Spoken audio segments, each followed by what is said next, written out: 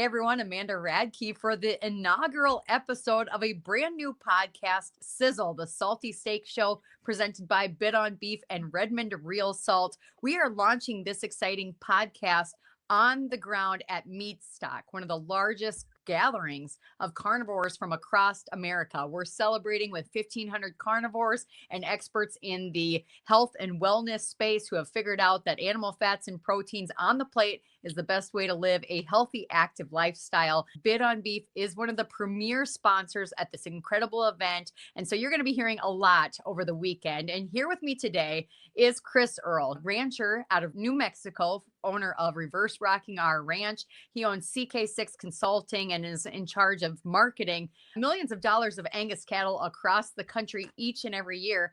And he is the founding partner at an exciting auction platform called Bid on Beef, where you get to choose the ranch, choose the cut, and choose the price. So, Chris, welcome to the show. Thanks, Amanda. I've got a great team. It's not just me. We've got a great team surrounded by good families, and it's been amazing and just blessed to have so many good people around me that can help us do these ventures. It's exciting to have a lot of our team together for this exciting event. We've got a lot of great things coming with Bid on Beef. But this Bid on Beef thing is kind of a novel concept. And this show is really going to be targeted towards reaching people who love beef, who want great beef on the plate, who are excited about grilling this summer and having that sizzling ribeye steak on the grill. And you've made it kind of your life's mission and work to deliver exactly that through your work in the Angus cattle business. So, can you just start, Chris, by talking about how Bid on Beef came to be? And I mean, what exactly is this auction platform? So I think Bid on Beef really, as I think back on it, when we were young, my wife and I, we got 6 kids. And the great thing was always in the summers was, my role was grilling. My role was cooking out. And those were the best times that I can remember. If it's like my extended family would come and that kind of thing, it was always centered around beef. And, every time you eat beef, beef's an interesting deal. Every time you eat beef, you want that experience or better again. And I think that is, you want that experience. I don't even like the grades and all that stuff. All those things are important. I'm not saying it's not, but I'm saying what's really important about beef is the experience. How many times have you had a great meal and then maybe the next day or the next time you see your friends that were over that time, hey, you remember that steak we had? Remember how good that was? I get that even in my life to this point, after I'm 59, been in beef, since I was 18, I still get that from people. And that just always resonates with me. And I think that's what really fueled the concept, Amanda, was, from a biblical standpoint, I think as our whole team and every venture we do, we're all about family experience and sitting around the table, having that parent, kids, communication, mentorship, family, everything that God created. And it's centered around a meal. It's biblical. Everything's centered around a meal. And I think steak, beef is the centerpiece of that. And if you can establish that experience, then people want it, they want it again. And I think that's where Bid on Beef came in. We wanted to be able to offer that product to wherever you were in the country, to be able to access that, bring it into your home and have a steakhouse experience. And the concept, when you introduced it to myself and the other partners that really invested into this idea, I don't think any of us thought it might work, but yet you've been in the auction space in the cattle industry. For folks that didn't grow up in agriculture, cattle, bulls, and heifers are bought and sold at auction. I mean, that is the cowboy way of doing business and retail, where you don't know what the price is going to be. You bring the best of your best to the marketplace and the customer decides the price. And so talk to us a little bit about how you decided to set up Bid on Beef as an auction platform, selling steaks just like we do cattle in our world. So I think there's 2 key components that I like to live by. I don't like to cap people. I don't like to tell people, I'm a free will guy. God gave us free will. I don't want to tell people what they have to do, but I want to give them the opportunity to do what they want to do. And then business 101. And business 101 is have something great that nobody else has, have the confidence to take it to the marketplace, and then have the willingness to take what it sells for. And that challenge, a lot of people run from. That's where commodity pricing came from. Really was to alleviate that that insecurity that you got when you go to the market. Well, that's a socialist mindset. We'll just call it that. I'm a capitalist, right? And I want the consumer to be a capitalist. I want them to be able to make their own decisions, pay for what they want. And then hopefully on the other side, as a producer, I want to be able to give them something they just can't stand not to have. That's the dynamic. That's what I want to create. That's what gets Chris Earl up every day. I like that competitive nature, and I like that point of commerce.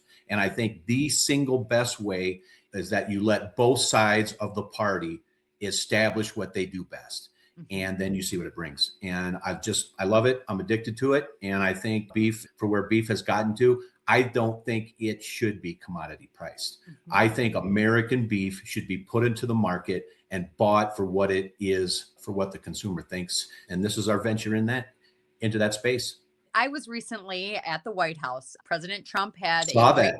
Yes. It was fun. Amanda It was Radke, fun. yes. Yes. And it was kind of ranchy because President Yep. Trump had invited 1,000 farmers and ranchers from across the country for this great American agriculture celebration. He had announcements for those of us in the world of raising our nation's food. The announcements that came out, one of them was that he was announcing a product of the USA label. And that conversation is kind of highlighted amongst many people that are reading in the news that they're realizing that they're paying domestic American prices for beef that's raised in foreign places like Brazil and Australia. And the way our laws are set up now, we just slap a USA sticker on this beef and you don't know where it's coming from. And I've had customers at Bid on Beef ask, are you going to be a part of that label? We've always been all American beef on Bid on Beef. The ranchers that participate on our platform are highly vetted by us. They are American cattle ranchers. And this was our way of, in the private sector, highlighting the best of the best that we could find and putting them on our platform. In fact, to date, since we launched 2 years ago, we've talked to 300 plus producers. We have a dozen really great ones on the platform that have auctions week after week. And I'd like to ask you about that, Chris. Number one, can you talk a little bit about that standard of excellence that we were looking for when we were presenting ranchers on this platform, and maybe highlight, what folks can expect when they're bidding on the ribeyes and the sirloins and the New York strips on bidonbeef.com?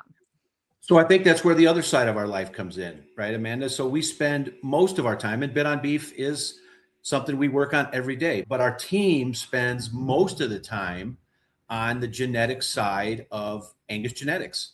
And the selection pressure and nothing against other countries, nothing against other beef, but Chris Earl knows, because I spend my life in it, the amount of effort, dollars, and competitive nature that creates American beef. It's like nowhere in the world. And I'll be honest with you, I see it myself. I've ate beef my whole life, but I was just talking about this with a guy about 3-4 months ago. I think the product is at a whole different new level of satisfaction because of the selection pressure of Americans that put that in there, because there's so much competition in America. It makes you get incrementally better in a lot of areas, and it's showing up in the product. And then when you put it into our system, and then you put it into what we hope we can bring from certain lines of cattle, then I think hopefully that the consumer thinks that it's even a next level up from even what you can buy in the stores or sometimes get in the steakhouse. And then for me, the biggest thing is we know exactly where it's from. We know exactly how it was created. We know the people that created it, right. And that's the very neat part, is that if you have an inclination in your life to support Americans that are facing the challenge of ranching on a daily basis, and you have the wherewithal to satisfy an experience, and you want to put it directly to the rancher, Bid on Beef is your site, because it's going to go to support some fantastic people that meet the challenge of ranching every day. And out of that chaos, they bring a great product. And that is ranching. It's a dying art, but we're hoping this little venture for the people that are in it and the people is a way to survive it and then bring that great product to the market that I think is second to none. I'd love for you to talk a little bit about the pricing of beef, because we did see President Trump talk about how He's concerned about the high price of beef and he's working to get that price lower. And I know those of us in the cattle industry kind of cringed a little bit because, to be frank, we are at the lowest cow herd numbers that we've seen since the 1960s or even the 50s. Our beef herd has been decimated due to extreme over regulations and burdensome things and the Green New Deal and all of these requirements that are pressed upon the American cattle rancher that Brazil and Argentina don't have to worry about when they're making it as cheap as physically possible, while we are trying to reach this standard of excellence while also having, the screws tightened each and every year by the federal government. And so when it gets to the plates and you hear about, well, we want it to be the cheapest price option, I guess for me, and I'll let you speak on this, Chris, but for me, I don't want to be the cheapest protein source on the plate. I want to be the best. And I think the best is worth investing in. It's for your health, it's the experience of it. But at the end of the day, we get very few ribeyes out of a beef animal. You can get a lot of hamburger, and you can buy hamburger on a budget all day long anywhere you go. But to know that multiple years went into having that incredible premium prime beef on the plate, that steak that is rare and valuable, I think it's worth spending money on. And our customers agree. And that's why we've shipped to all 50 states in the union. We continue to grow in our customer base because they are trying the best and they realize it is worth the money. So could you speak a little bit on your thoughts on this narrative that beef is too expensive? So I think life's about an allocation of time and resources. Mm-hmm. Where do you want to allocate your time? Where do you want to allocate your resources? For me, coming from a conservative background and now ranching in the West background, it's never a cost compare mindset. That's not where I'm at. Where I'm at is I want the best. That's what I'm an American. I want the best. And if I have the wherewithal, I check my own books. I check my own, I don't say, well, I can go get this from this guy or this from this guy. No, I want to find the best I can find from the best people I can find. And if I can afford to do it, that's what I want to do. That's the Americanism in me. And if I can allocate my dollars to people that support my American view of what's going on in this country, then that's where I'm going to do it. And I think that's simply what we have offered here. What we have offered here is an opportunity to come into a space that's highly competitive, and you can decide if you want to cost compare or if you want to quality compare. Mm-hmm. And then you can put yourself into a situation where you control what you pay. Mm-hmm. I can't see any better opportunity than that, Amanda. Right. From an American consumer standpoint, I just can't see anything better. And that's why with Bid on Beef, like I've told my team countless times, we're a young company. I can't cap what this can be because frankly, I trust Americans. And I trust as the country starts to find out about this and as it starts to finger into commerce, I think people are going to like it because it leaves all the options in their lap. You don't want to buy it. You don't have to buy it. If you want to buy it one day, you want to wake up one day and say, I want that, go buy it. Mm-hmm. And I think that is one of the great parts about being in this country. And I don't want to tell you how to be. I just want to give you the opportunity to be whatever you want to be. And that's what we're doing with beef.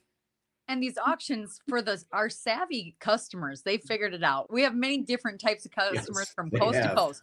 There are the guys that they don't care what they pay. They are going to win that ribeye. That is the top lot. They will have it at any expense. And that's so exciting for us to see. There are the ones that watch every auction and they are on a tight budget, but that's where they find the opportunities. There might be a roast or a ground beef or a picanha steak that's maybe under the money because we do start the bidding lower than our cost of production. And so we basically are asking, what do you think it's worth? And so you can stockpile a bunch, you can get your premium steaks, you can use our great proxy bid tool where you put your cap dollar amount and you go in and enjoy your day. And we'll text you if you won or lost that item. We humbly are presenting the best of what we have. You get to decide how it goes. And so it really does. Let me tell you about a real world experience that just happened to me this week on our auction. I like to buy, I don't even raise our own beef anymore. I like to get my beef on Bid on Beef because I can find the cuts that I want. I've got to know all the product, obviously, and there's cuts I really enjoy, I really want. Well, we've got a young friend couple that they had a really tough winter with a young son. And by the grace of God, he came through it, right? I woke up on my heart that day and I'm like, you know what? Wouldn't it be awesome to have a pile of beef show up on these young people's doorstep, I said, I'm winning today. I'm winning today. I'm going to buy ribeyes for them, and I'm going to buy some, I think I bought a hanger steaks for them or something. I had the opportunity to win that day. I mean, and 2 days later, it shows up on their doorstep. And, maybe 3 weeks before that, I was busy, Amanda, didn't have time, didn't get on the auction, didn't do anything, right? Because every day in my life's different. And I want to have the opportunity to do those things and be that and do those things for people. And I think just the platform gives you that. Every day is different. We don't run a sale report, Amanda. And a lot of people have asked me about that because I don't want people to think about the sale report. I want people to think about what they're about to do and what they want to buy, and if they want to satisfy that experience or whatever they want to do with it. And I think that is the uniqueness of the platform. And I think as it gets out there, I think Americans are really going to enjoy it. And you said it, you say it all the time. The bidding process is a little addictive, and I do like to win, but at the end of winning comes a great product. And that is the fun part of winning. So it is a lot of fun to see. We've had sports teams buy, burger in bulk so they can have hamburger feeds before their football games. Right. We have had the carnitarian Linda Salant, who's here at Meatstock. She has bought quite often, and she's eating beef for every meal of the day, but she's figured out, I want a relationship with ranchers. I want to know who I'm buying from. And so she's a regular on the platform. Like Chris said, it makes a great gift. Who wouldn't want to have really beef delivered to their doorstep? We've had big companies that buy it in bulk as Christmas gifts for all their employees. And the great thing is you get to kind of a la carte pick, what you're buying. And that brings me to what I'd like you to talk about next, Chris, is these ranching partners. So the beef will ship directly from each of the ranchers we have on the platform. Here at Meatstock, we have 2 ranching families represented. We have Texas Beef House with Capital Angus down in White House, Texas. And then we have All American Angus Beef that you and I and Don Beebe, football, NFL veteran player, Super Bowl champion, is an investor in. And that Cowboy. Yes, and now Cowboy. Now Cowboy. Star, but really an elite athlete who said, I want to know where my beef comes from so much that I'm going to invest in it and be a part of raising it. So that beef is shipping out of South Dakota. Talk a little bit about, just the experience of, okay, I bid on the auction. I chose, Texas Beef House to buy from. What happens next if they've won? Well, I think for one, the initial thing is I think you've decided to choose from people that it's their life work. Genetics is their life work, right? So, I mean, as you can have a comfort level that in both the instances and really all the instances on our clients that we serve, this is their life's work. So, the fruition of that product is a design. It really is a design. And so you can have faith there. And then as you decide to go onto the platform, and really the big thing that I've heard is, we get a lot of people that over the years either get a half beef, quarter beef, stuff like that. Well, just like most, you got to be prepared for it with a big freezer, all those things. And what happens is, the roast buildup, some of the lower cuts build up. What they really like about the platform is that they can go and find selected cuts in volume and bid on those lots. So if you're a ribeye person, or if you're a strip person, or you want to try some sausages this week, or, Texas Beef House has a brilliant spicy breakfast sausage. If you feel like you want to do a carnivore diet for eggs and sausage in the morning over the next 3 months, there's your opportunity to load up on sausage. And I highly recommend it, by the way. And then, you get in, you compete. You can be at your kitchen table. You can be on your phone at work. You can be on wherever you want to be. And then you get into this situation of bidding. And then the bidding platform, I frankly love, like you had mentioned, we have a ton of clients. We've sold to every state. We have a ton that have gotten very good at it. And you can just tell as you watch these auctions, they have gotten very good at it. And, if you bid and you're up on your bid and then you get beat by another bid from somewhere in the country, you'll get a notification that you've been outbid. So you get to the end of the process. If you do get outbid, there is a short window of a minute where you can decide if you want to bid or roll down to another lot or find something else in there, or you want to compete on that single lot. And then at the end of the process, so if we got a sale closing it at like 710, Texas Beef House has 130, 140, 150 lots of beef. You can look at maybe 45-minute close or something before all the bidding is done and that nobody else is bidding. And then that sale closes out. You've got your credit card logged in. It gets charged. Very slick process. You get notification that you've won. And then you usually get a correspondence from the ranch family asking you when, there's like me, I'm in New Mexico. We only get deliveries 3 days a week, I think, from UPS. And so we get notification of when it's going to ship, if that'll work for us on a 2-day shipment, and get it frozen, stick it in the thing. So slick, so easy. I'd love to see what percentage of people get beef that day and cook beef that day. Yeah, that would be an interesting, because I think I get excited when it shows up, so it's a very slick process, and just think it's really catered to people, a busy lifestyle, people that want to have the best, and want to trust somebody that it is the best, rather than going down and squeezing the package in the grocery store or looking at the redness, because it's all been infused. It's all been prepped to sell to you. And hopefully, as we grow here, people trust the process and the families and the genetics that we have in behind our products. I think outside of the beef, you're not going to find more people that are pickier about steaks than like you and I and the team we travel with. Ranchers are very, very picky. And so I actually get very excited. I always tell people, you don't go from a steakhouse experience and then go order the Applebee steak. You just don't do that. I mean, that's not the American way. You want to continue to, move up. I always say life's too short for a bad steak, and I'm going to have the best. And I do, I know everybody says it, but I really do believe we have some of the best beef in the country on Bit on Beef. I would stack our steaks up against anybody. And I think, the political landscape, people really need to understand, kind of the chokehold our food system is in. We have 85% of the beef supply is held captive by 4 major players. 2 of those packers are foreign owned. One of them, JBS, the owners went to prison in Brazil for bribing 1,500 politicians, and they're getting to play free reign in the United States and really not only squeezing the rancher, but also squeezing the consumer and taking advantage of the consumer. And to me, Bit on Beef is more than just getting really great steaks on the table, which I'm so proud to do. And I really believe parents, families, you're going to love it. It's going to make people want to gather around the table and build those memories and experiences together.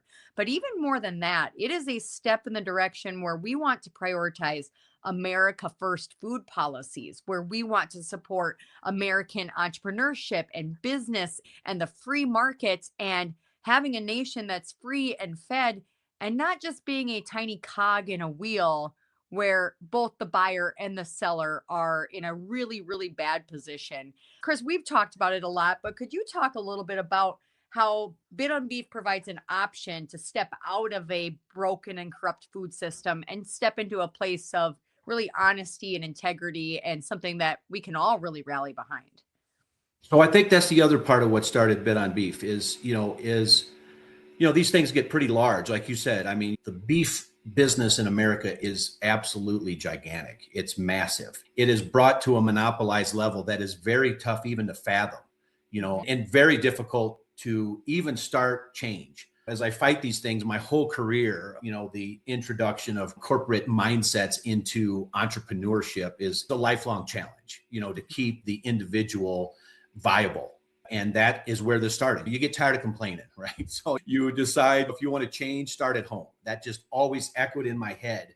And that was the other thing of Bit on Beef was, what, Chris, you want to sit here and you want to complain, then why don't you do something about it? Some things that I think, years ago started with my consulting business. Then we bought a ranch in New Mexico. Then I came across great people, Wes, and developed a great skill in auctioneering. Then I came across a gal named Amanda Radke, who is one of the best speakers and takes on huge, gigantic challenges fearlessly.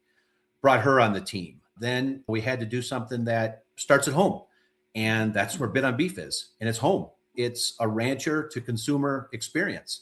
And we are a fly on the size of the cattle business, but I don't care. I know the people it's helping. I look at our customer base. Our customer base in 2 years is huge for a small company. Most people buy every week. I don't know them, but I feel like I do because they trust us. They buy our product and they keep coming back. That's the biggest thing. We got people that keep coming back. That is a unbelievable, joyous feeling for a rancher. We just had a young couple sell 11 bulls this week. And I've never seen, and they sold fine. Didn't blow the market away, didn't lower the market, but they were so excited that people across the country looked at what their life's work was and decided to buy it. Mm-hmm. I'm just honored that people across the country that have many options to do what they want in their life look at Bid on Beef, trust us, buy it, and serve it to their family. And that is more than money. It's more than money, frankly, for a rancher, because there's really tough days out here, Amanda, really tough days as ranchers that a lot of people don't know in urban America. And I'm not whining about it. They shouldn't know. I don't want them to feel sorry for us. I don't need people to feel sorry for us. But the fact that they would go and look at hardworking people's product and decide, you know what, that's where I want to put my hard-earned dollars. That's the experience I want. And they keep coming back. It's more than money. And that's Bid on Beef. We're going to see where it goes. And we hope people keep coming back. And we're going to keep working hard to make sure they do by putting a great product and letting them, bid what they want. So. Well, and that's what I think about when I'm shipping the beef after an auction. I'm so humbled that people are choosing to spend their dollars with us. And I'm praying as this beef goes out the door that it blesses those families in a way. I'm a mom of 4 kids. Nothing is more important to me than those meals at the dinner table, because that's where I get to listen to what my kids are going through. What challenges do they have at school? What are they excited about? We get to talk about our faith and what our family is going to do.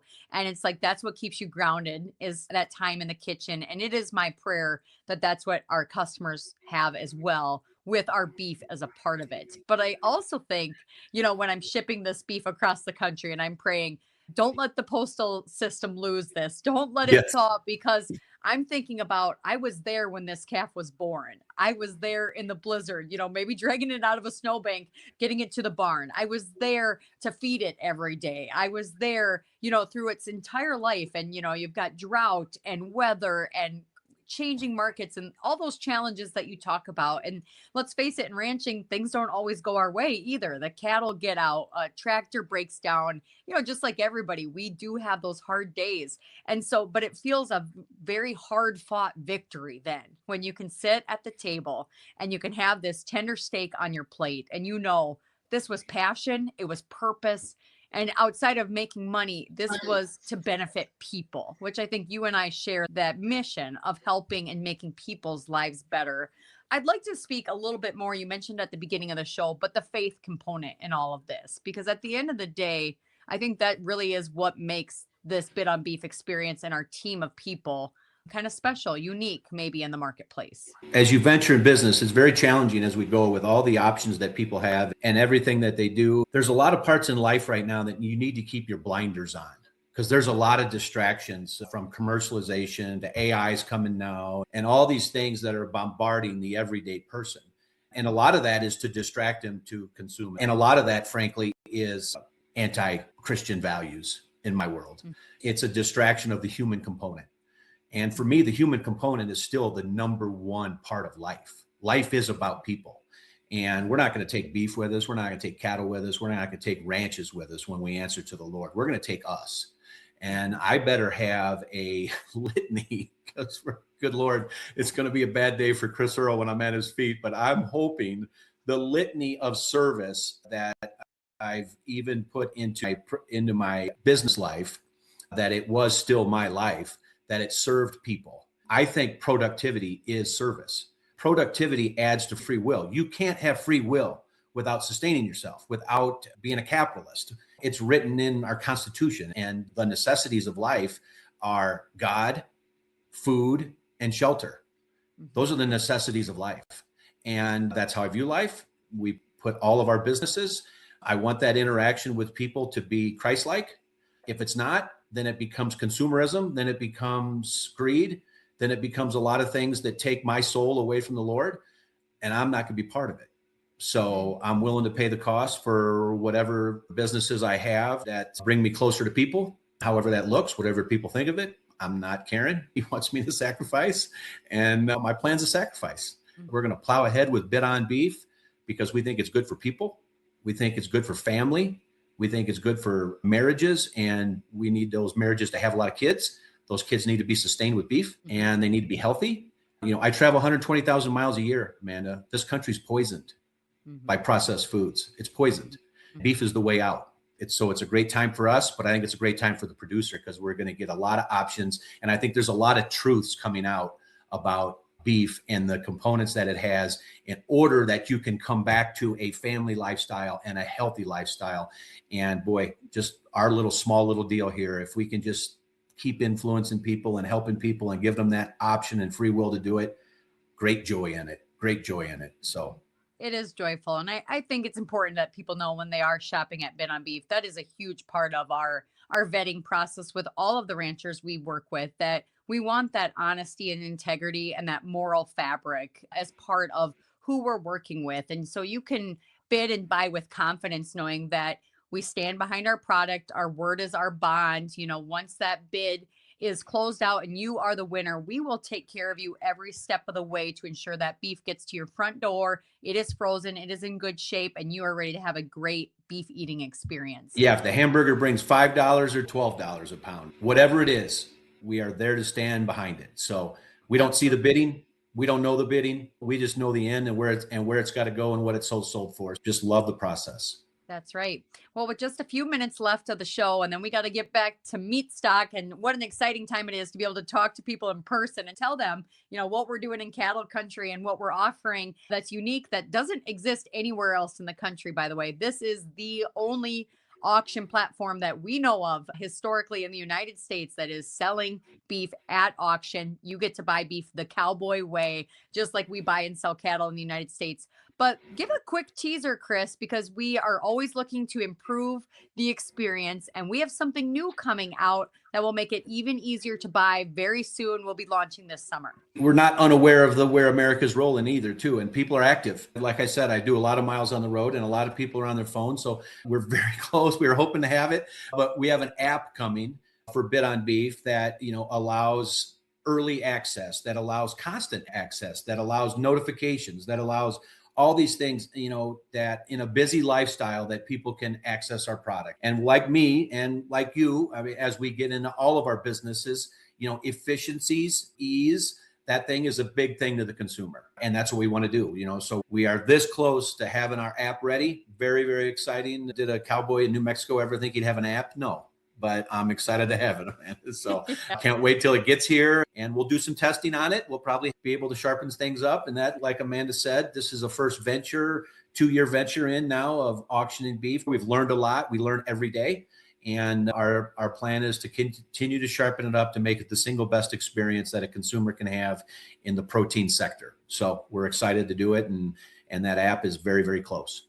Absolutely. And in the meantime, if you're excited and want to check out our auctions, all you have to do is go to bidonbeef.com, register your account to become an approved bidder. And then every week, new ranchers are on the platform offering the best of their best. You go check out the auction, you pick out your favorite cuts and get bidding. It's as simple as a quick click, and you'll be notified if you've been outbid. If you're new to the platform and use code WELCOME, it'll give you $10 off your first auction. So you can go check that out. And I guess in the meantime, we've got a lot of work to do here on the ground at Meatstock, Chris, a lot of people to talk to. And so stay tuned, go subscribe and follow our social media pages as well. We're on Facebook and Instagram and YouTube. So we're going to be doing live boots on the ground updates from this exciting conference. If you liked this discussion today on the new podcast called Sizzle, please be sure to subscribe anywhere that you like to listen to podcasts. In the future, we're going to be featuring celebrity chefs, grill masters, carnivores in that health and wellness space, and some of our other ranchers are going to come and tell their stories as well on the platform. So stay tuned, share this episode far and wide if you enjoyed it, and we'll see you at Bid on Beef. Thanks, Chris, for being on the show. Thanks for having me, Amanda.